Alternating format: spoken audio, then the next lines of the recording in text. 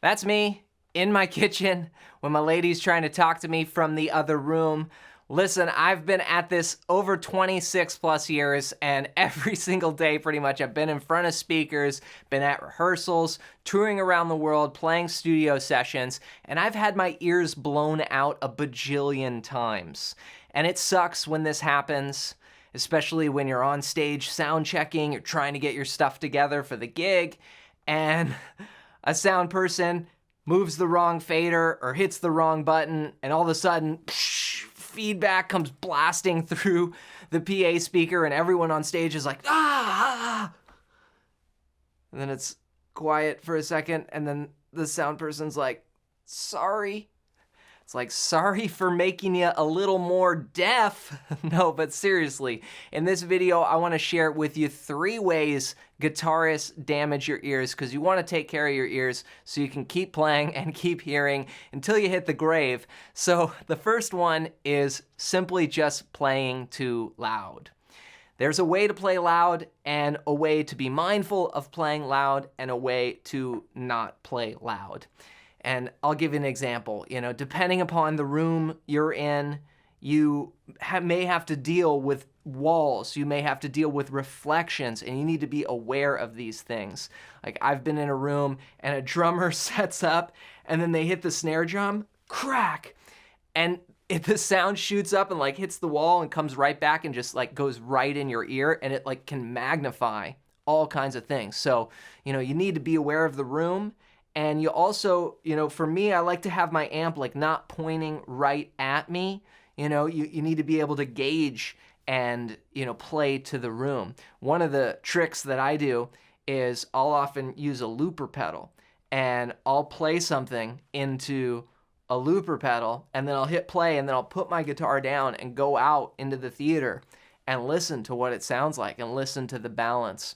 And you have to make sure that, even just in a rehearsal room, that you're just mindful of these things, because you don't want to play too loud. When in doubt, just turn it down a little, save your ears. Number 2 is not having protection. Okay, don't skip protection.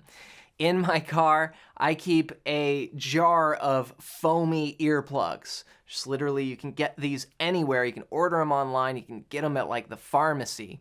And they're just plugs that you squish up and you put them in your ear, because you may go to a concert, you may go to a show, and you may get stuck sitting by big speakers. Obviously, the sound is coming out of the speakers. So if you're right in front of the speaker, you're going to be taking a lot more than if you're back and the sound can disperse more.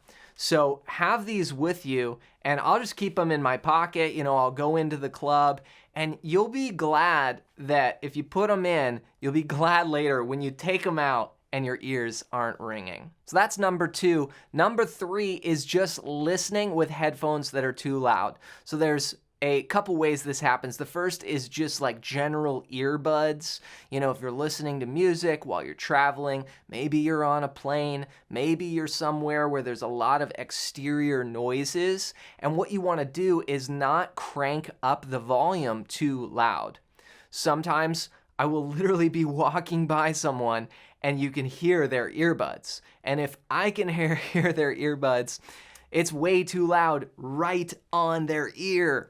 So you got to be mindful of this, especially if those earbuds don't block out external sounds, like if they just kind of sit in your ear as opposed to molded earplugs like in-ear monitors, then it's very easy to overdo it. And so that can cause a lot of damage. The other thing to keep in mind is when you do have the molded earplugs, sometimes it's easy just to kind of get carried away and make the volume right in your ear louder than it would be on an old school wedge.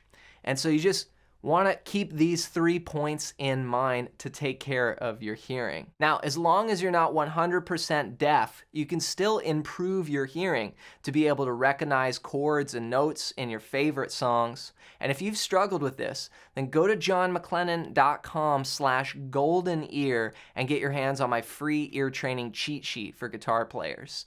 This is going to show you some simple ideas that I've used over the years to be able to figure out literally thousands and thousands of songs songs that I've put up here on YouTube, and just for the 20 years I did before I even went online. And you can get this completely for free. Just go to johnmclennan.com/golden-ear and grab that now so you can give your ear a major upgrade. As always, thanks for watching. Hope you enjoyed this video, and if you did, you might like this one next.